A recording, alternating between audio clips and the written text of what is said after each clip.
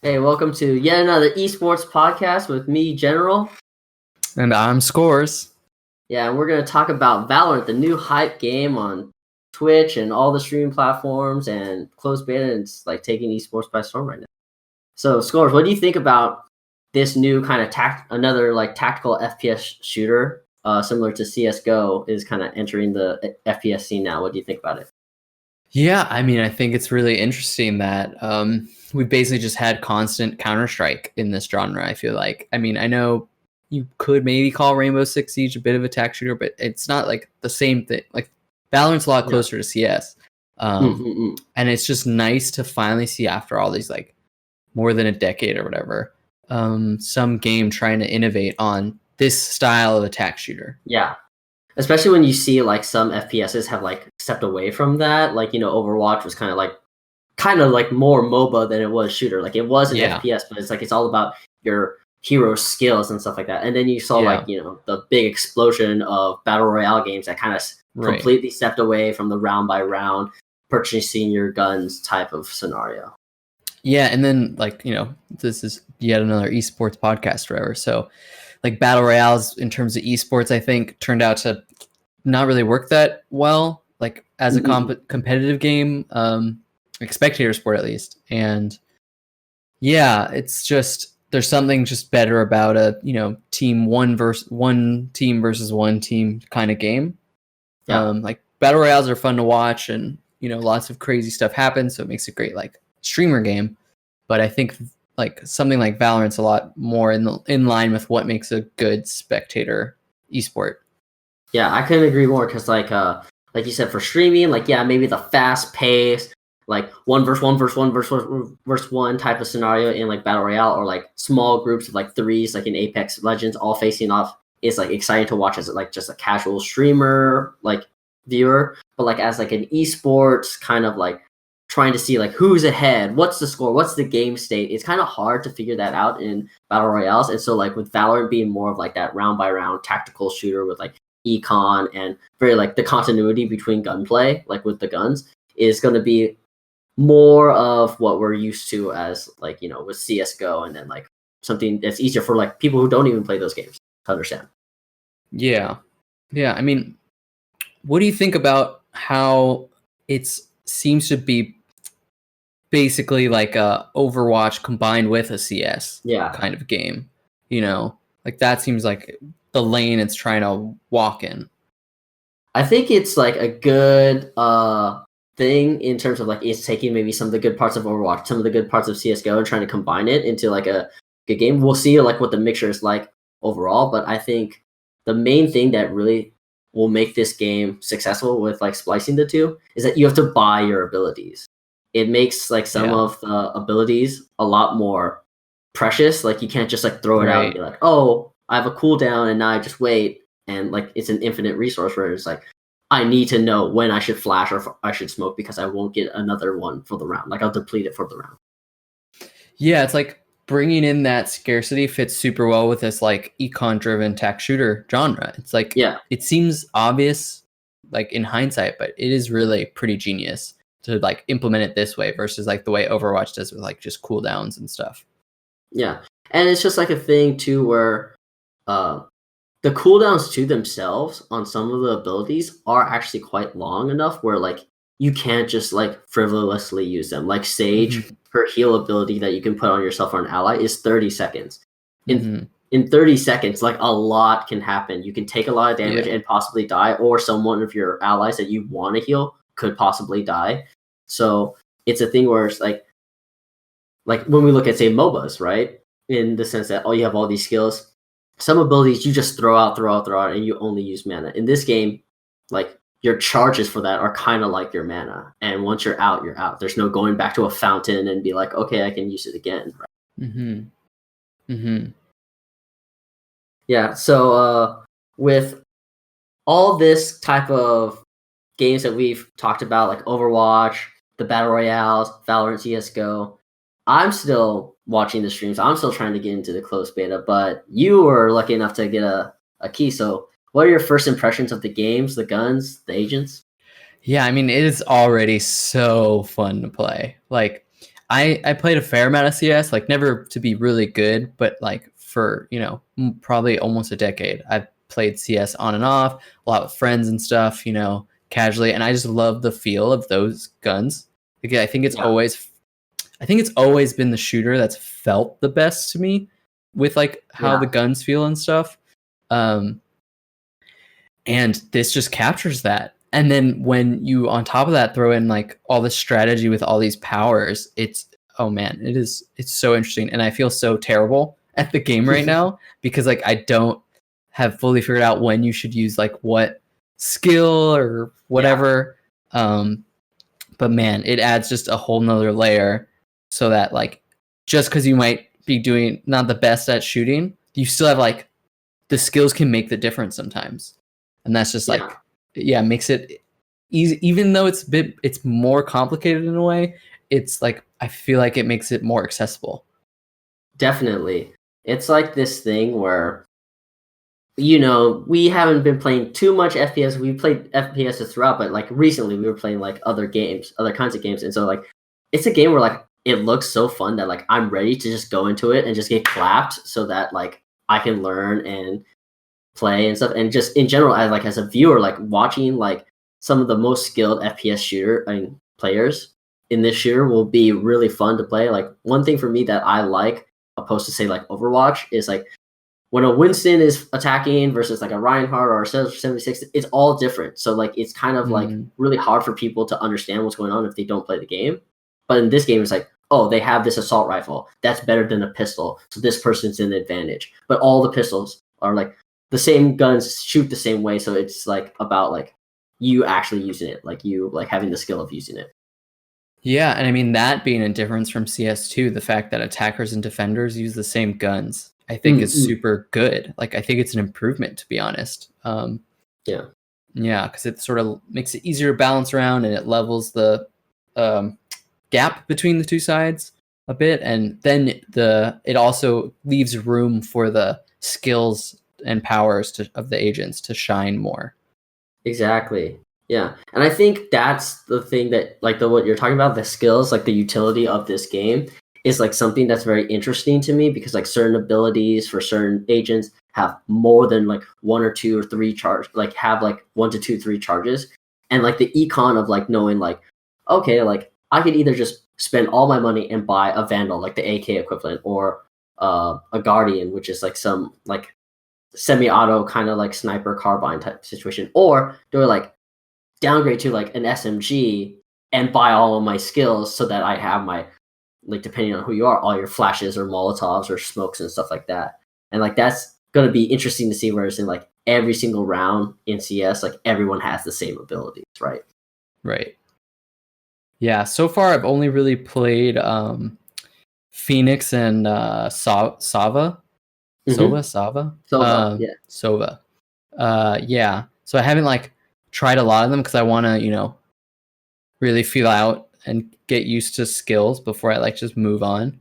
Like I played enough, not a ton, but I played enough to get one agent unlock, and I haven't even used it yet because I want to like get more used to the game before I make that decision.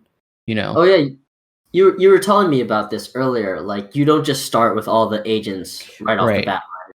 Right.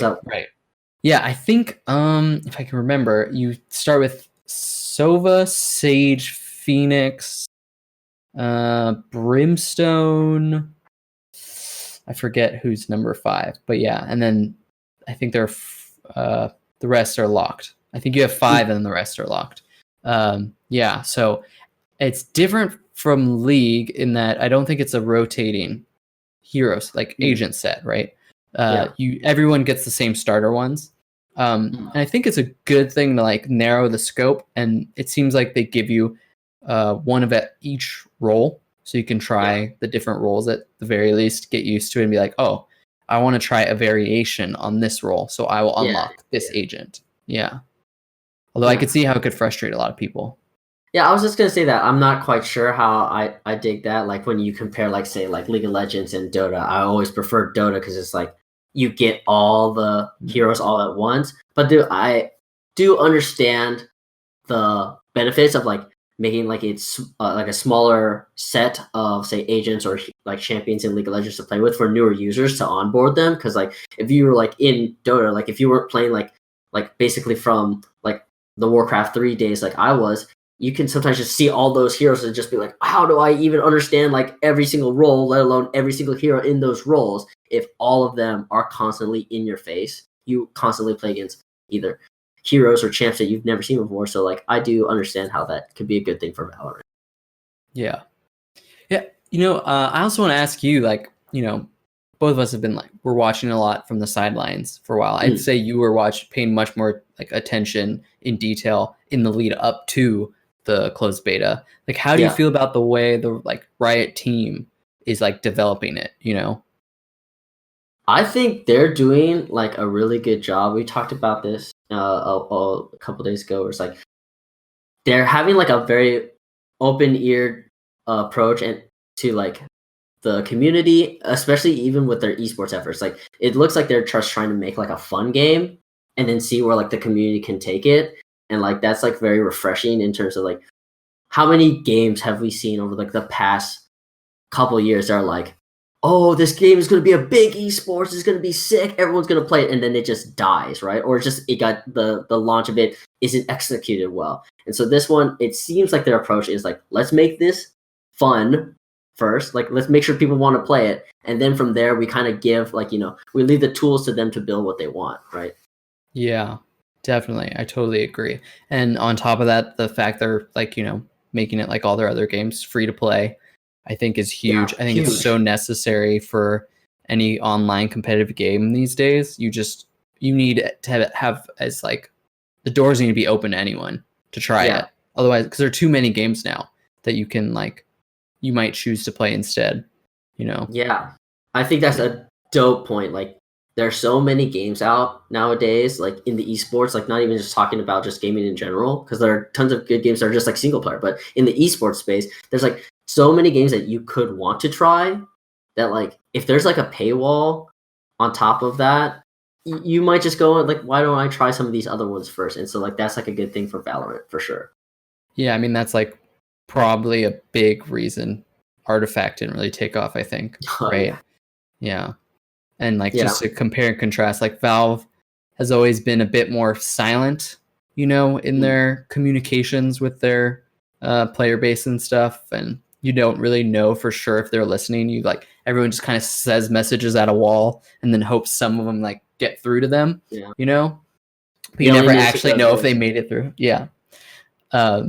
But like with Riot, they're like constantly just hammering home this, like, we are listening to you. Please give us more feedback. We will adjust to what the community wants and needs and thinks needs to happen. We want to see how the community runs their like esport event type things if they do.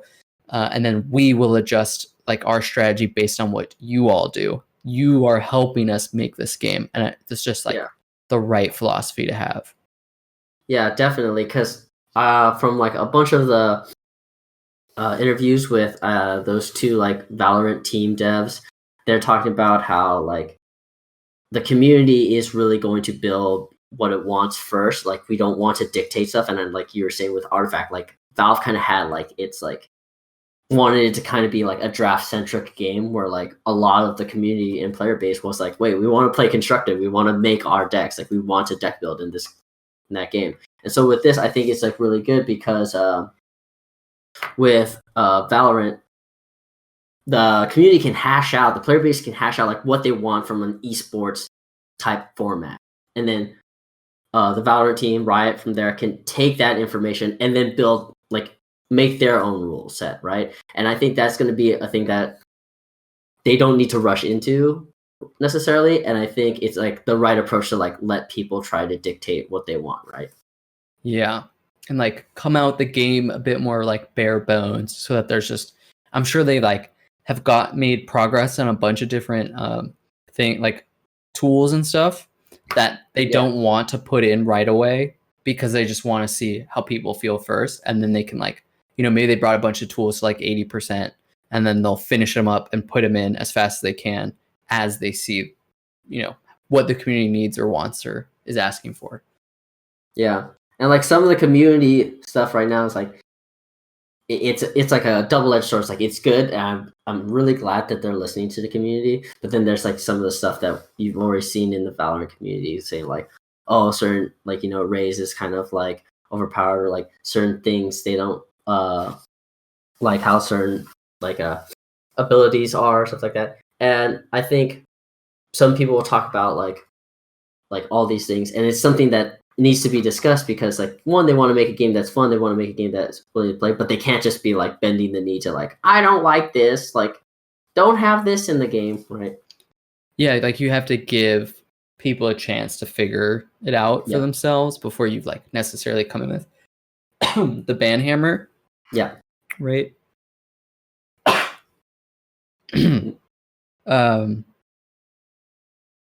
Yeah, that being said though, I think it's going to be good that they're like talked about doing this like 2 week like or around that really quick clip updates, patches, balance changes, like at least small ones, constantly, so that like maybe that means sometimes they'll like maybe they don't think something's so bad, but players are all complaining a ton, so they'll tune it down and give players oh my god, I'm dying. It's all good. To piggyback off of that, it's like this thing that they have with TFT and with Legends of Runeterra is they have like these scheduled really quick turnaround patches where they have the opportunity to say like, this is built in time where we can adjust some things. And since it's like more faster pace, more it happens more often, they can be like very like really tweak things small. They don't have to go like, this is too strong, and you just swing the other way, and then it harms the meta or harms like that character. Like I would take for an example, like Legends of Runeterra. They've made certain cards like just take away one attack point, one health point away from a card, and keep it the exact same, and it still has like as much of the effect that it has, and it isn't just like gets completely hammered. Like not to like bring up Hearthstone and how like they've just like demolished cards beforehand, or like certain times with like back in the day with like say Dota, like there's like a couple heroes where they have to just completely change them because they just like swung too hard, right? So like they can like tweak a little bit more refined. Yeah, man, I am normally very optimistic, like an optimistic person. I'm trying really hard to keep myself like cautiously optimistic with this, but like, man, Riot just seems like the king right now. Like they are doing everything right for the most part. They're trying their best, or no one's comparing to them right now. It's insane. I did not see this coming. I really didn't.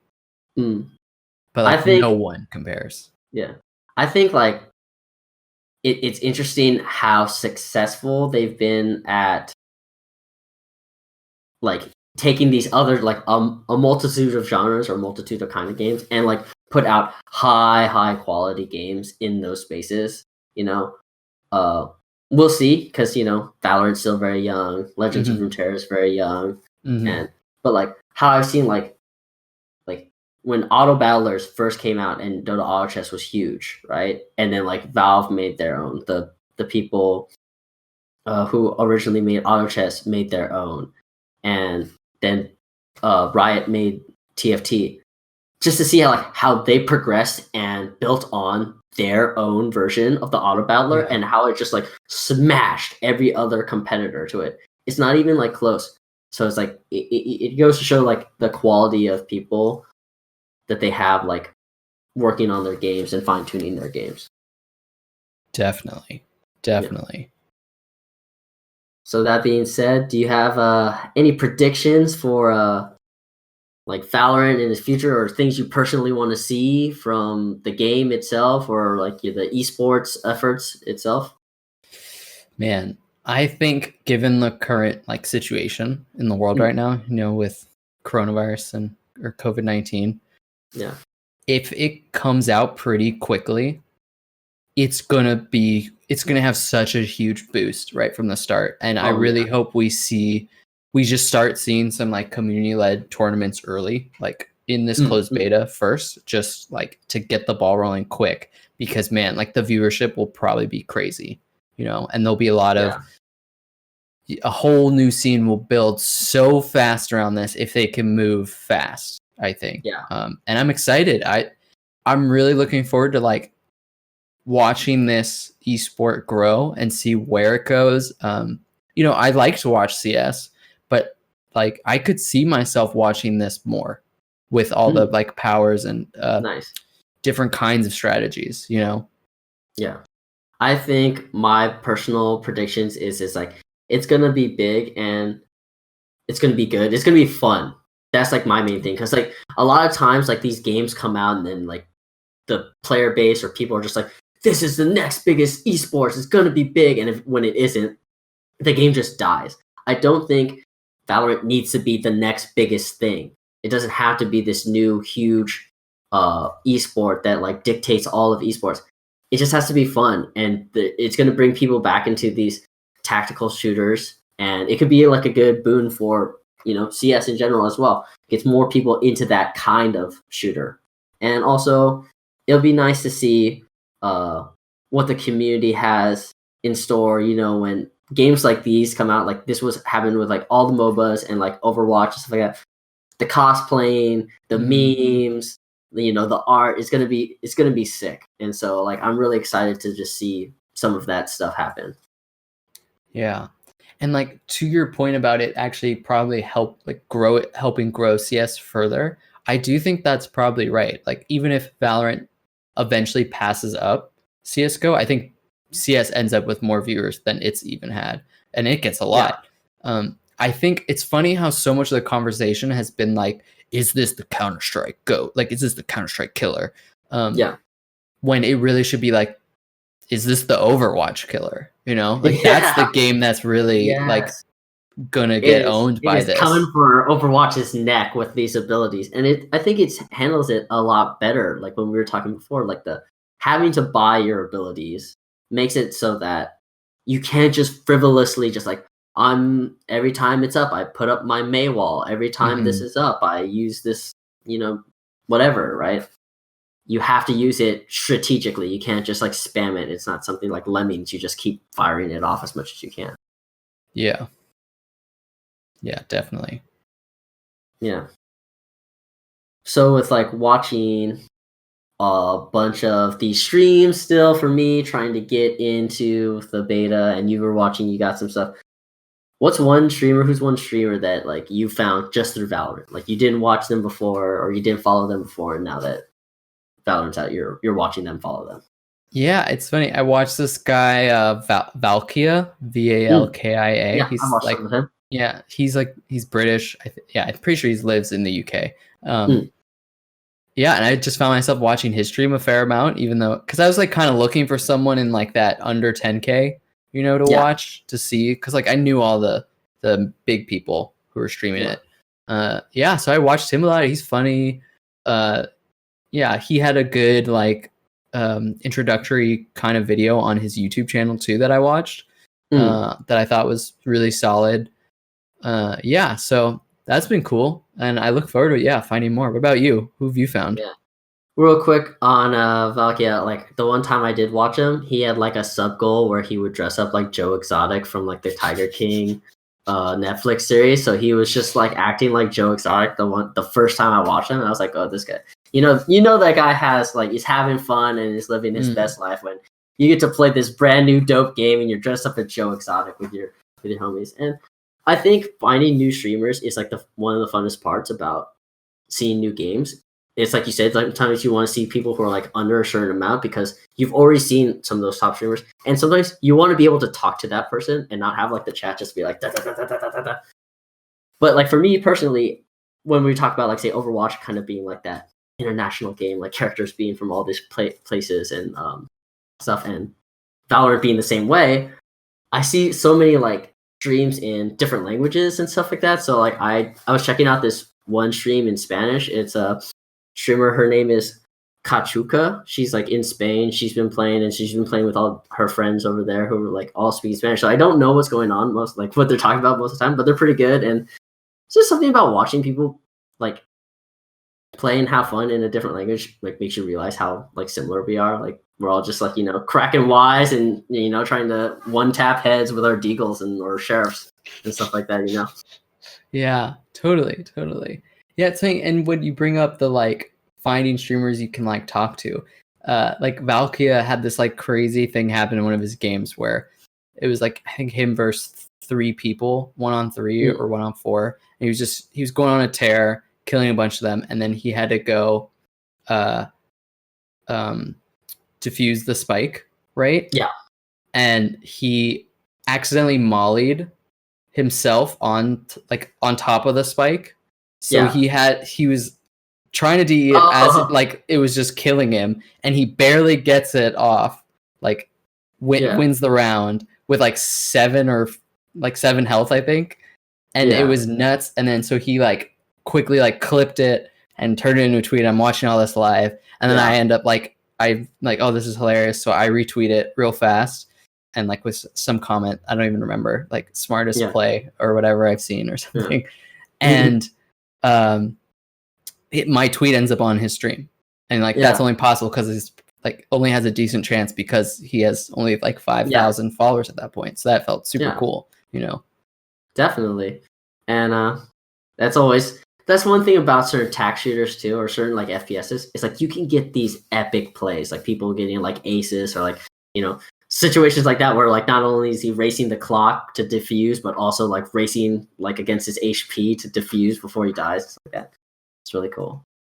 And so like how we like to end our show every time is we want to end with a segment. And so this being the Valorant episode, we're calling this one are you rushing A or rushing B? Which is like a this or that segment. Like you got to choose one of these 2 answers. So you ready to put your ready to rush some bomb sites, some spike sites? I'm ready to rush. I'm ready to get my knife out because you run fast with a knife. Everybody runs fast with a knife. So first one is, do you think Valorant is good or bad? Be like going to be a good esport, going to be a good game, or is it overhyped? Is it overrated? Blah blah blah blah. I'm definitely rushing A. I think it's freaking fantastic. I think it's going to be amazing. I think I have faith that Riot's going to be a good steward of this game. I'm trying to be cautiously optimistic, but it's hard to not just be full blown optimistic about where this is going to go. Yeah, I'm also rushing A. The thing I think about this game the most, I compare it to like Overwatch and TF2, is it's cartoony and it's like looks nice. It doesn't take itself too seriously, but still has the mechanics of a game like CS:GO. So rushing A, trying to say it's good. It's gonna be a good esport. Okay, number 2. This is a hot topic with people following Valorant right now. Raze, is she OP or not OP? Are you rushing A because she's OP, or are you rushing B because she's fine? So since this is Valorant and whatnot, and we now have 3 bomb sites, I think for this I'm gonna have to say I'm rushing C. Because I don't want to say she's not overpowered, but I also don't want to say she's overpowered. I think people need to learn to adjust their strategy when playing against someone like Raze. Like everyone's locked into their character, so you can totally change up the way you're playing and like maybe not clump so much or be more careful of what you do when you're expecting a rocket can come out of nowhere. But at the same time, I do think she probably needs at least some small adjustments. Yeah. I agree with a lot of that. I'm rushing B. I don't think she's overpowered. She does need some small adjustments. And you were talking about this earlier with me. Some people are complaining like, oh, she doesn't fit the spirit of the game. She's like this demolitionist. She has too much AoE, and her rocket ability, like a rocket launcher in this tactical shooter, just doesn't fit. But this game is completely new. Yeah, this game is completely new. Like no one knows the spirit of the game yet because this game is in closed beta. We're still like Valorant team is still trying to design and figure out what exactly they want to put out, and the community and player base are still trying to figure out like what they want from this game. So I think she fits. She just needs maybe a little bit tweaking. Like I've seen some people get like completely destroyed by the ult, and like you said, don't clump. Or I've seen people like just die because like the race knows someone's on the bomb site in this one area, so she just throws out her ult there and kills the person. And then they're like, "What am I supposed to do?" In that situation. So she does need addressing, but I wouldn't say she's OP. Okay. Talking about bomb site. Question number 3. Should Valorant stick to bomb site only, spike site only maps, or get some other map types like in like Overwatch, like multiple map types? What are you rushing? Rushing A or rushing B?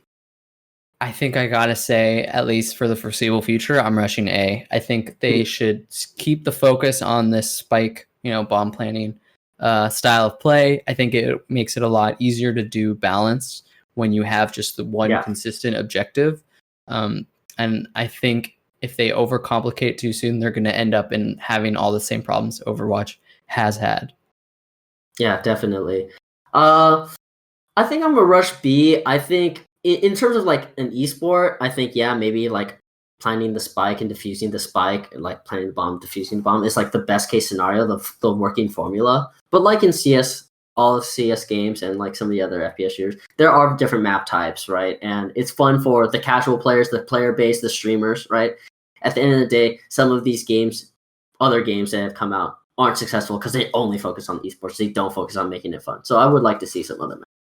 Yeah, I mean, that being said, though, I would love to see Riot allow community-made maps and like game modes and stuff if they could get that tool out there. I understand they like are afraid of like, a flood of crappy game modes coming out and it being hard to find good ones, but like they could curate it, I don't know. It hasn't really been in Riot's DNA to open up the game to much like custom their games up to like the community driven games. Man, I loved surfing in CS. I'd love a surfing in map in Valorant, Yeah, definitely.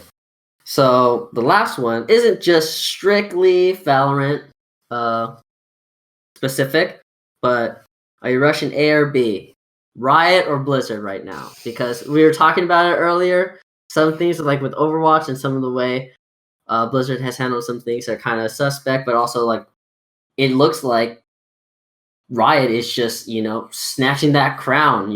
They're taking it to the top, and no one's even laying a finger on them.